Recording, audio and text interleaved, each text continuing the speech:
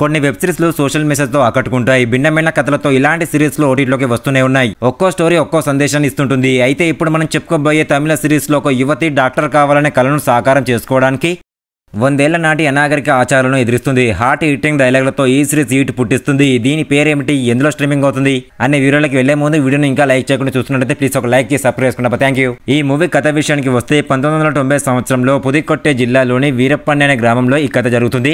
ఈ గ్రామంలో 100 ఏళ్ల నాటి ఆచారాన్ని ఇంకా పాటిస్తుంటారు.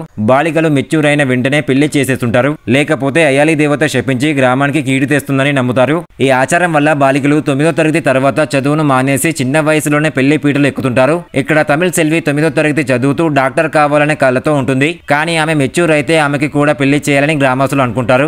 అయితే తమిళ సెల్వి అనాగరిక ఆచారాన్ని పాటించకుండా ఉండటానికి ఈ విషయాన్ని దాచిపెడుతుంది.